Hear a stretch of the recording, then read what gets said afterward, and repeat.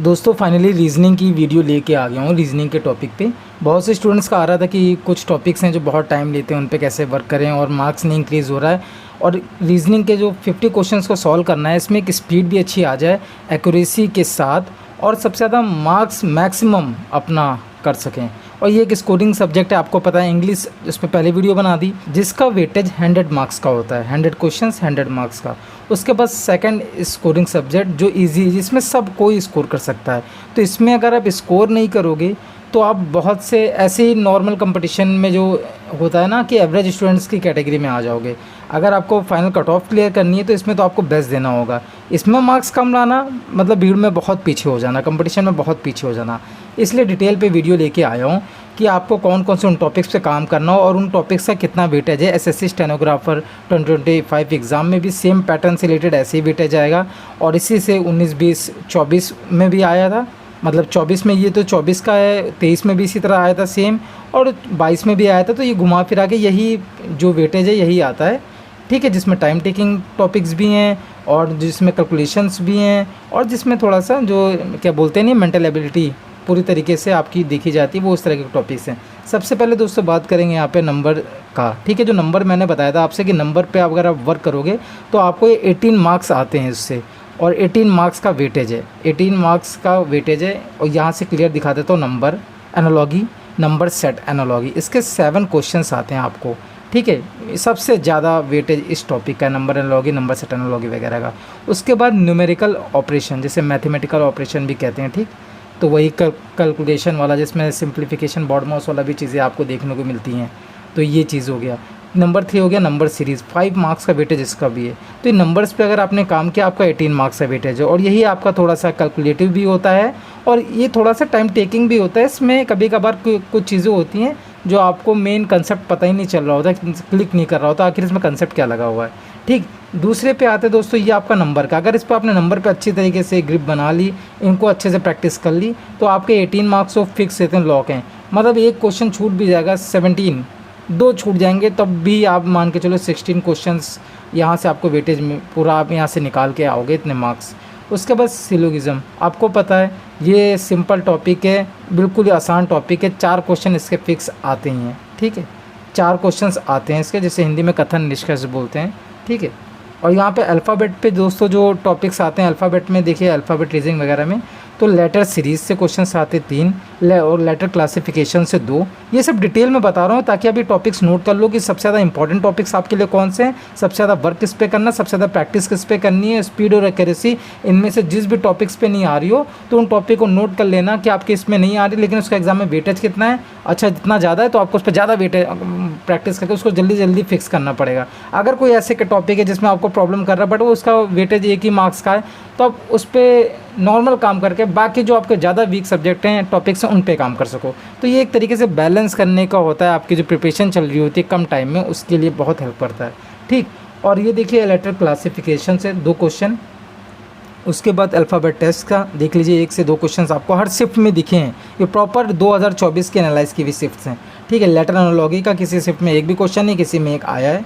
तो इसका वेटेज अगर आप देखोगे, अल्फ़ाबेट से रिलीजिंग से जो क्वेश्चंस आते हैं देखने को मिलेंगे आपको, उनका वेटेज रहता है 7 मार्क्स के आसपास, ठीक। 7 क्वेश्चंस आपको देखने को मिलेंगे, और नंबर में 18, सिलोगिज्म के 4। उसी तरीके से फिगर आपने प्रीवियस ईयर क्वेश्चन लगाएंगे, फिगर का क्वेश्चन आपको भर भर के मिले होंगे, इसीलिए क्योंकि उसका वेटेज जो एग्ज़ाम में होता है 7 मार्क्स का होता है। आपके 7 से 8, 6 से 7 के 8 के क्वेश्चन के बीच में इतने फिक्स हैं कि आने हैं, फिक्स पूरी तरीके, जिसमें फिगर सीरीज़ होता है, ठीक है। आप यहाँ पे भी देख सकते हो पेपर कटिंग एंड फोल्डिंग से रिलेटेड भी क्वेश्चंस आते हैं। कटिंग और जो काउंटिंग फिगर होता है ना, उससे भी क्वेश्चंस है। एम्बेड फिगर, ये देखिए क्वेश्चंस का वेटेज भी दिया हुआ है टॉपिक के वाइज, ये देख लीजिए क्लियर। तो ये टॉपिक्स आपके लिए इंपॉर्टेंट्स हैं, जैसे कि नंबर, सिलोगिज्म, आपका लेटर, और उसके साथ साथ ये जो फिगर से रिलेटेड जितने टॉपिक्स हैं।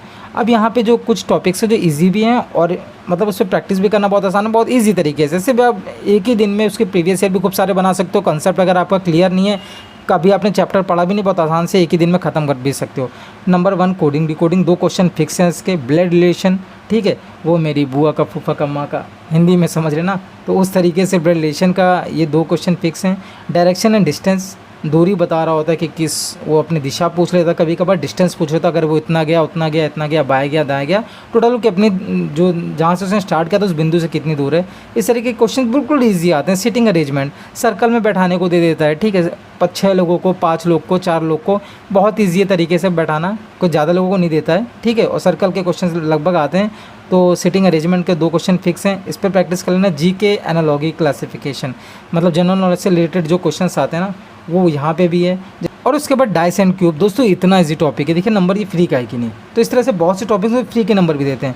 पजल थोड़ा सा टाइम टेकिंग है, लेकिन एक क्वेश्चन इसका फिक्स है। तो पजल पे कोई खतरनाक पजल नहीं पूछता है, जैसे बैंकिंग्स वगैरह, या फिर वो रेलवे में खासकर मैंने देखा थोड़ी पजल जो होती है वो टाइम टेकिंग आ रही होती है, लेकिन प्रैक्टिस करने के बाद वो भी 30-40 सेकंड में सॉल्व हो जाती है, ठीक, अगर आप अच्छे से प्रैक्टिस इन टॉपिक्स पे कर लेते हो। कैलेंडर एक क्वेश्चन फिक्स है, लॉजिकल ऑर्डर का क्वेश्चन एक फिक्स है, इनइक्वालिटी एक क्वेश्चन इसका फिक्स है। तो आप यहाँ से देखोगे, ये नंबर का आपका क्लियर कर दिया, ये आपका अल्फ़ाबेट्स का कर दिया, ये आपका फिगर का कर दिया, और यहाँ पे आपका ये जो बिल्कुल इजी टॉपिक्स हैं, फिक्स नंबर दे रहे हैं आपको, 8 मार्क्स का वेटेज इनका है।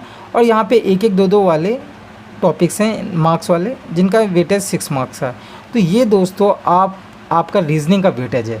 तो आपको सबसे पहले देखना है, अगर आपके रीजनिंग में मार्क्स कम हो रहे हैं या फिर आप टाइम बहुत जा रहा है आपका, तो आपको सबसे पहले देखना है कि आपका टाइम जिन टॉपिक्स में जा रहा है वो टॉपिक्स हैं, अगर ये हैं तो इनको सबसे पहले फिक्स करो, क्योंकि इनका वेटेज सबसे ज़्यादा है। आप फिर देखो आपकी मिस्टेक्स किस में हो रही है, सिली मिस्टेक्स किस में हो रही हैं। अगर आप देख रहे हो कि इनमें से कोई टॉपिक्स है, तो उसको जल्दी फिक्स करो, क्योंकि उसका वेटेज फिक्स है या सबसे ज़्यादा, आपको क्लियर होता चला जाएगा, ठीक है। तो उसकी एक्यूरेसी लेके आओ, उसमें प्रैक्टिस अच्छे से करो, ताकि उसमें जो नेगेटिव आ रही है या सिली मिस्टेक्स हो रही है वो ख़त्म हो जाए। उसके बाद आप देख रहे हो कि अगर आपको लग रहा है कि मुझे इंग्लिश पे ज़्यादा काम करना है, जीए पे ज़्यादा काम करना है, लेकिन मेरे पास टाइम कम बचा है, तो आपने यहाँ पे ये देख लिया। और आपको रीजनिंग में भी साथ में काम करना है कि रीजनिंग में आप सबसे मैक्स अपना बेस्ट स्कोर कर पाओ, तो सबसे ज़्यादा वेटेज वाले टॉपिक्स को पहले उठाओ, ठीक है, उनको कवर करो, उनकी डेली सेक्शनल प्रैक्टिस करते रहो। फिर उसके बाद जब ये सारे टॉपिक्स अगर आपके कवर हो चुके हैं, अगर इनमें से कोई भी टॉपिक नहीं बचा हुआ आपको, तो इसके मिक्स क्वेश्चन की प्रैक्टिस करो। स्पेशली इन टॉपिक्स को ज़रूर डेली प्रैक्टिस करना जिनका वेटेज एग्ज़ाम में ज़्यादा है, और उनसे रिलेटेड जितने भी बिल्कुल लेटेस्ट क्वेश्चंस एग्जाम में आए हुए हैं, कोई नया ट्रेंड का क्वेश्चन आपको देखने को मिल रहा हो, ठीक है ना, वो सेट एनालॉजी वगैरह में, न्यूमेरिकल ऑपरेशन वगैरह में, नंबर सीरीज़ में, या फिर लेटर सीरीज़ वगैरह में कोई नया तरीके क्वेश्चंस जो नया नहीं आता, कभी कभार भी आ जाता, तो फिर वो हर एग्ज़ाम में दे दिया जाता है उस साल के। तो कोई भी नया क्वेश्चन हो उनकी प्रैक्टिस कर लो, ताकि वो आपके एग्ज़ाम में आए तो आप सॉल्व करके निकलो, क्योंकि नंबर स्कोरिंग सब्जेक्ट है। तो दोस्तों छोटी सी वीडियो थी उन स्टूडेंट्स के लिए जिन्होंने मुझसे कहा था कि रीजनिंग पे वीडियो प्लीज़ बना दीजिए ऐसे हर उस इंपॉर्टेंट टॉपिक्स की, और उनको कैसे कवर करना और कौन से इंपॉर्टेंट है। तो ये मैंने आपको चीज़ें क्लियर कर दी। और अगर आप ये पूछो यहाँ पे कि अगर स्टार्ट करें तो सबसे ईजी टॉपिक्स कौन से हैं, तो मैं आपसे कहूँगा अगर रीजनिंग स्टार्ट कर रहे हो तो यहीं से स्टार्ट कर दो। यही अगर आपको क्लियर हो गए तो वही रीजनिंग क्लियर हो जाएगी, क्योंकि ये एक घंटे के टॉपिक्स हैं। डायरेक्शन एंड डिस्टेंस 1 घंटा, सिटिंग अरेंजमेंट ये मुश्किल से 15 मिनट में आपने कंसेप्ट समझा कि कैसे बैठाते हैं, कैसे क्वेश्चन को सॉल्व करते हैं, ये उसके दाएं बैठा, ये उसके बाएं बैठा। उसके बाद फिर प्रैक्टिस का पूरा खेल है।